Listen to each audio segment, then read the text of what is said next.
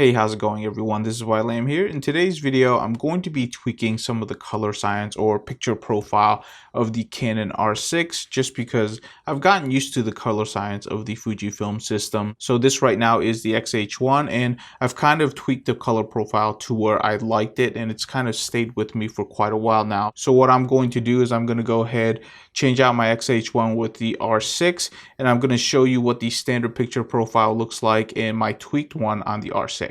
So here is the tweak color profile that I've been working on, and I do really like how the picture turns out, but I got to be honest with you, I had to tweak so many settings in order to get it to where I'd like it that it might not actually be worth it to actually do that. I'll go ahead and share the settings at the end of this video if you want to know and you want to try it out for yourself. But overall, I do like the picture profile that I have right now. I might just stick with the color profile that just comes stock out of the camera, even though it looks a little bit different. It definitely looks a little bit to the red side, but I might just live with that rather than live with all these tweaks. But you go ahead and let me know in the comments below. So this picture profile right here that I wanted to show you, this is the standard color picture profile that you would get straight out of the box with the Canon R6. As you can see, it's a little bit redder, it's a little bit dimmer, but I definitely want to show it to you. Once again, I'm not saying one is better than the other. I just have a personal preference and I'm just tweaking it to what I'd like it to be. So let's go ahead, go into Premiere Pro, and I can show you all three of these. So we're in Premiere Pro right now, and what I have showing right here is this is a clip from the X-H1. So this is the standard picture profile skin tones from an X-H1. And what I'm going to do is I'm going to overlap it with an image from the Canon R3 with my tweaked picture profile. So if you look really quickly in the background, you can tell that the X-H1 does expose a little bit brighter. So that does make a difference in terms of the overall skin tones. But if you look back and forth really quickly, you can tell that they're similar, but they're not exactly matching. There's definitely a little bit more red on the Canon side and probably more yellow on the Fujifilm side. But this is probably where I'm going to leave it in terms of where I want to change my color profiles, because it's similar enough to where I think it's actually pretty good and I'm happy with the quality. I'm not even sure if I'm going to be using this picture profile, to be honest with you, because there's so many tweaks to it and I just don't like having, to tweak it that much in order to get a similar picture profile. But I figured I'd just show you. Now, let me go ahead and show you what the standard one looks like from the Canon system. So this one right here is the picture profile. This is the standard from the Canon system. As you can see, if you go with all of the standard exposures from the Canon system, it does expose probably properly. In other words, I think this is a more properly exposed image, but the Fuji system exposes a little bit brighter, which in general I probably like more. But overall, both of the skin tones are fine. You can definitely tell there's more red on this side, more yellow on this side when you're comparing the two. Again, this is just a bias. I do like the Fujifilm system's color exposure and also the skin tones on this one. But I would also say that the Canon one, there isn't really any issues with it. Probably needs to change the exposure a little bit to match the Fujifilm system, because it just looks a little bit more pleasing when it's a little bit brighter. But overall, I just wanted to very quickly show you the two images when they're pretty matched up side by side. Let me take out the one from, let me take out the one from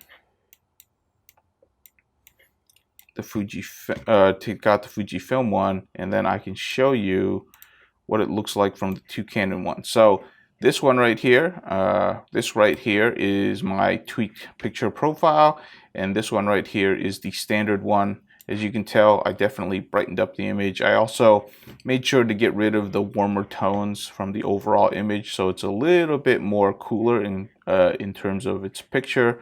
But you can tell that, increasing the exposure definitely makes a big difference in terms of the overall image quality. And you can tell that the original picture profile is definitely redder. I've said this in many, previous videos in which the Canons usually lean a little bit more towards red, and it looks like the Fujifilms leans a little bit more towards yellow when it comes to skin tones.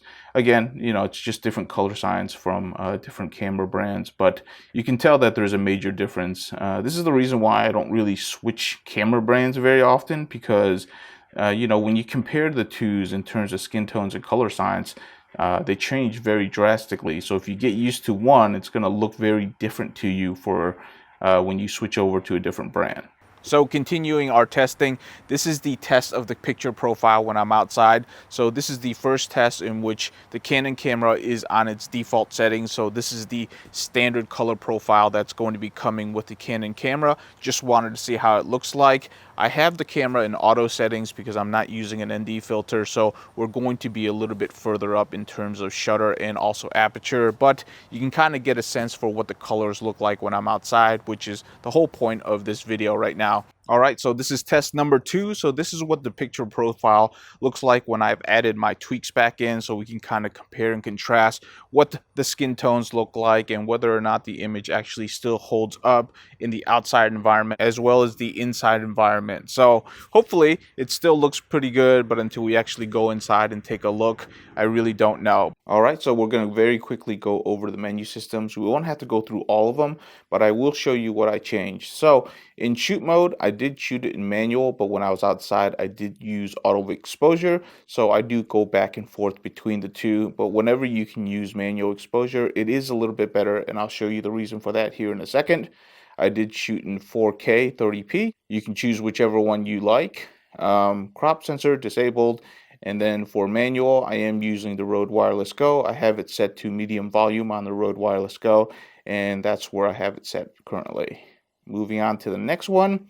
This is where it gets interesting. If you do want to use auto ISO, what you're going to have to do is you're going to have to use exposure compensation if you want to record the entire scene a little bit brighter, which I have a tendency to want to do. So I have it set to 2/3 of a stop brighter, and this kind of makes it look the way that I want to.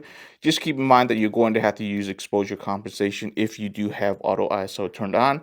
If you have everything set to manual, then you don't have to use exposure compensation because you can just expose for it properly with your own ISO settings. ISO speed settings, I left this at default and it is already set to auto. Left this at default. The auto lighting optimizer, honestly, I don't know what this does. So what I did is I went ahead and disabled it for my own testing. So I just left it off. Tone priority, I went ahead and left that off because I've been playing with it a little bit, but it doesn't seem to do anything that I want. This is the most interesting one. If you do have it set to manual, what you can do is you can set it to a-stop increments for your exposure, which technically should mean that when your exposure gets brighter or darker, it should be a smoother transition. But if you go ahead and set this to auto exposure, which is probably what you're going to do if you're doing any type of running and gunning, you're going to see that that's disabled. So that's the reason why it's nice to have manual exposure turned on, because you can have the a-stop increments turned on when you're using manual exposure. This is the most important screen for the changes that I've made. So for white balance, I was using auto white balance. And if I did use auto white balance, what I did was I was using auto with white priority. I tend to like this a little bit more in terms of my overall picture. Custom white balance, not something that I'm using. This will go over a little bit, but this is the white balance shift, and as you can see, I actually have it moved one over on the blue side, and what this does is it just overall removes some of the warmth from the picture that I was using. It's something that I like, but I'll talk about this a little bit more after we go through the rest of the menu systems. Picture style, this is the most important one. This is where I made the majority of my changes. So for sharpness, I went ahead and set it to 3. For contrast, -1. Saturation, I left the same. And color tones, this is the most important one for changing your skin tones. When you move it more to the left, your skin tones tend to turn more red. When you move it to the right, your skin tones tend to move tends to move towards yellow. So to get it to kind of match similarly to what the Fujifilm system was doing, I went ahead and I moved over 2 to the left, or sorry, 2 to the right. But when I did that, what happened is when you move your color tones 2 to the right, it warmed up the entire picture. So to kind of get rid of some of that warmth, what I did was I went ahead and I shifted the white balance more towards blue to kind of cancel out some of that warmer tones for the background, not specifically for the skin tone. So this is kind of where you know, it gets a little complicated, which is the reason why I might not even use this picture profile, because it starts to get a little bit too deep in there. But I do want to say that I do use white balance shift a whole lot. I find that it's very safe to go between blue and red at least one over, and I tend to do that for a lot of the videos I shoot because it kind of just gives your video a little bit of uniqueness. Like I said, red and blue very safe. Green and purple or magenta is something that's very situational, and I do use them, but you have to know when you want to use them, because green can definitely show up in skins, and magenta is kind of a strange color that most people probably don't want to show up in the reds. But again, blue and red are very safe, and I usually generally use those. Canon log, not using that, obviously. And then clarity, I left it at the defaults. Everything else from the rest of the menu systems I left the same. The only one that I did turn on is the zebras. So I went with the zebra 2, which means I only want to see the zebras when I'm actually blowing out the highlights.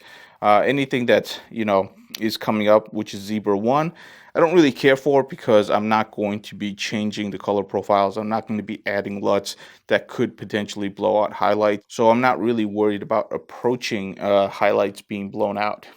Everything else is left at defaults.